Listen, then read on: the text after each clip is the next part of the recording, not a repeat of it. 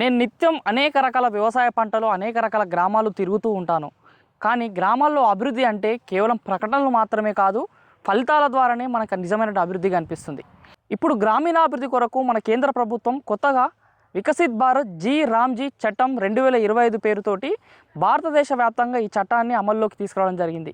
ఇంతకుముందు మనం చూసుకున్నట్టయితే ఈ యొక్క పథకం కింద కేవలం 100 రోజులు మాత్రమే పని ఉండేది. ఇప్పుడు 125 రోజుల వరకు దీన్ని పొడిగించడం జరిగింది.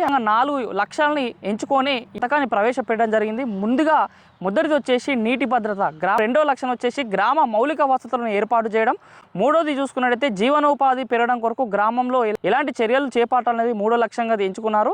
4వ లక్ష్యం వచ్చేసి వాతావరణ సమస్యల వల్ల వచ్చేటువంటి సమస్యలను పరిష్కరించడం కొరకు 4వ లక్ష్యాన్ని ఎంచుకున్నారు. ఈ 125 రోజుల పాటు చేసినటువంటి పనులకి జీతభత్యాలు అనేటివి సకాలంలో డిజిటల్ పేమెంట్స్ ద్వారా అందరం చెల్లింపులు అనేటివి ఆలస్యం కాకుండా తీసుకోవాల్సిన జాగ్రత్తలపైన ప్రత్యేక శ్రద్ధ వహించడం జరిగింది. కాబట్టి ప్రతి ఒక్క సమస్య గ్రామ సభలో చర్చించుకున్న తర్వాతనే ప్రవేశపెట్టడం జరుగుతుంది. ఆ బలమైనటువంటి గ్రామీణ అభివృద్ధి అనేది ఒక్క రోజులోనే నిర్మించబడదు. ఇది గ్రామంలో నుండి ప్రతి ఒక్కరూ సామూహికంగా చైతన్యం చెంది ముందడుగు వేస్తేనే గ్రామీణాభివృద్ధి జరుగుతుంది. కాబట్టి కలలు కన్నటువంటి వికసిత్ భారత్ 2047 సాధ్యం కావాలంటే గ్రామాల నుంచే ప్రారంభం కాబోతుంది. కాబట్టి ప్రతి ఒక్కరు ఈ యొక్క సమాచారాన్ని ప్రతి ఒక్క ప్రజలకి చేరే విధంగా ఈ వీడియోని షేర్ చేయండి.